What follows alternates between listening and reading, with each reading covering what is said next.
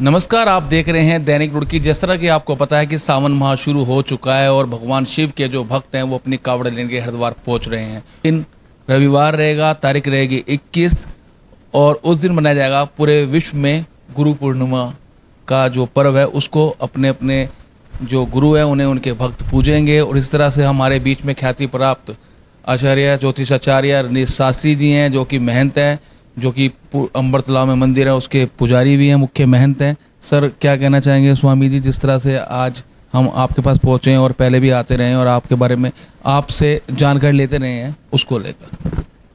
जी धन्यवाद दीपक जी, और दैनिक रुड़की के जो भी दर्शक हमें देख पा रहे हैं सभी को हर हर महादेव।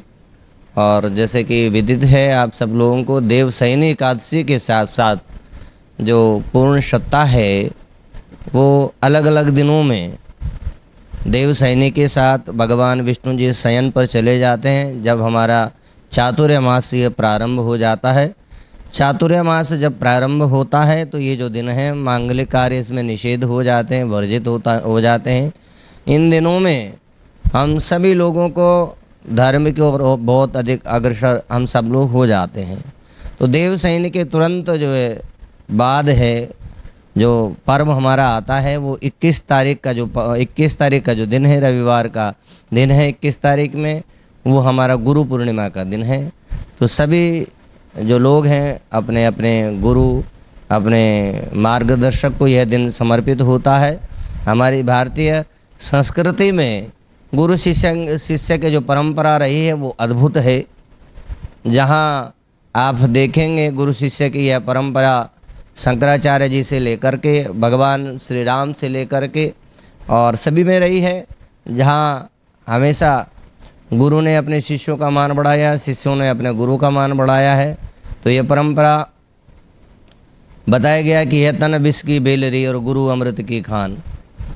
और इसके बदले यदि गुरु को शीश भी दिया तो बहुत ही ये सस्ता माना गया। गुरु ऐसा होना चाहिए जो अपने शिष्य से कोई भी ऐसी आशा न रखे, कुछ लेने का भाव न रखे, और शिष्य ऐसा होना चाहिए जो अपने गुरु को समर्पित रहे, सभी कुछ देने की इच्छा अपने मन में रखे।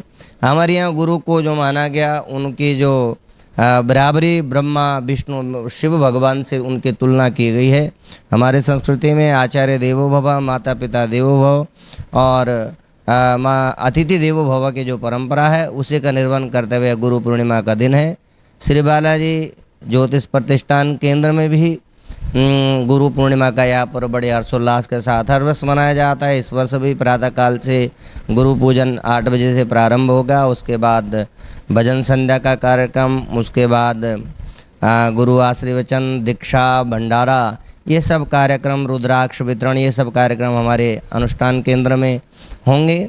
और 22 तारीख से जैसे पक्ष बदलता है, श्रावण मास, भगवान शिव को सत्ता सौंप दी जाती है पूरी तरह से। भगवान शिव को समर्पित यह मास होता है। श्रावण मास में की गई पूजा अत्यंत ही लाभदायक होती है। भगवान सम रूप से जो कल्याण करते हैं, सम करोति कल्याण इति शंकरः, जो समान रूप से सभी कल्याण करते हैं ऐसे भगवान शिव हैं।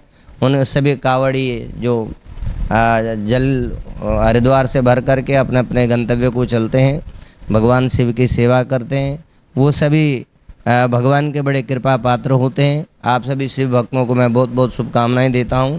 22 तारीख से कावड़ एकदम से प्रारंभ हो जाएगी, लेकिन 23 तारीख से लेकर 27 तारीख तक पंचकों का भी प्रभाव रहेगा। तो उन पंचकों में कावड़ का थोड़ा उठाना बहुत से शिव भक्त शुभ नहीं मानते हैं। और 22 तारीख से कावड़ एकदम से तेज़ी से चलेगी, लेकिन 23 और 27 के बीच में पंचक लगने के कारण कुछ गिरावट उसमें रहेगी। और 27 तारीख से पूरी तरह से कावड़ी यात्री अपने कावड़ भर करके अपने अपने गंतव्य स्थान को चलेंगे। और यह श्रावण मास बहुत ही दुर्लभ होने वाला इस बार का। कई सौ वर्ष के बाद ऐसा योग बन पड़ा है जिसमें 5 सोमवार आ रहे हैं, अपने आप में अद्भुत योग है। तो आप सब लोग भगवान शिव का और भी कुछ नहीं तो ओम नमः शिवाय पंचाक्षरी मंत्र है, हर हर महादेव, बुरे कार्यों से बचें, व्यसनों से बचें और भगवान शिव को यह समर्पित मास है। जितने भी हमसे हो सकते मन कर्म वचन से शुद्ध रह करके भगवान शिव की सेवा करें और अपने जीवन को सुखमय बनाएं। और इसके साथ साथ ही आगे आने वाले दिनों में ये जो पूरे दिन रहते हैं, कुछ दिन हमारे पितरों को 16 दिन पितरों को समर्पित रहते हैं। बीच में नवरात्रि आते हैं, वो दिन माता को समर्पित रहते हैं। तो पूरे बीच में गणेश जी का पर्व आ जाता है, सिद्ध विनायक व्रत आता है, उसमें गणेश जी को कुछ दिन समर्पित हो जाते हैं। फिर महालक्ष्मी कुछ दिन तक पृथ्वी का भार लेती है, फिर कुछ दिन तक कुबेर को यह ड्यूटी संभालनी पड़ती है। और इस प्रकार से जब तक देव उठनी एकादशी नहीं आती तब तक अलग अलग देवताओं और देवियों के पास पृथ्वी की सत्ता रहती है। तो आज सब लोगों को बहुत बहुत शुभकामनाएं, मंगल कामनाएं। आप सब लोग बड़े कृपा पात्र हैं भगवान शिव के, जो सेवा का भाव का आप सब लोगों को प्राप्त होगा।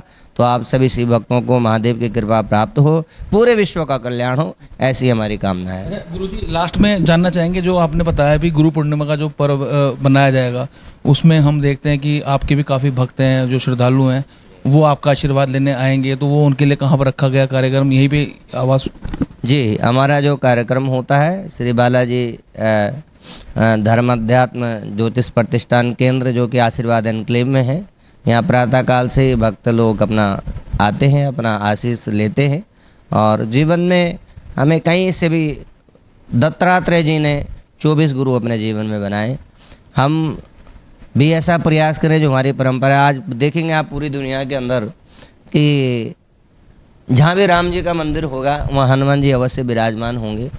और पूरे संसार में राम जी के भले कम हो, लेकिन हनुमान जी के बहुत अधिक मंदिर आपको देखने को मिलेंगे। तो ये भारतीय संस्कृति है, गुरु शिष्य की परंपरा है, तो ये अद्भुत है। और ये हमारा मार्गदर्शन भी करने वाले लोग हैं, जो भी जीवन में जहाँ भी हमें मार्गदर्शन मिलता है, अच्छी सलाह जीवन में मिलती है, जीवन में एक जो संगति हमें प्राप्त होती है, यदि जीवन में विवेक रूपी सत्संग रूपी कुछ ऐसा मिल गया तो हमारा जीवन सफल हो जाता है। क्योंकि जीवन में शिक्षा तो बहुत ही आवश्यक है, लेकिन जीवन में यदि दीक्षा भी मिल जाए तो उससे बड़ा मैं समझता हूँ कोई बड़ी उससे शुभ बात और कोई हो नहीं सकती है। ये थे हमारे साथ धर्म गुरु आचार्य रणजीत शास्त्री, जिन्होंने हमारे को कावड़ के बारे में और अन्य धार्मिक जो पर्व है उनके बारे में जानकारी दी। इनके लिए हम इनका धन्यवाद करते हैं। जी धन्यवाद, बहुत बहुत। सीताराम।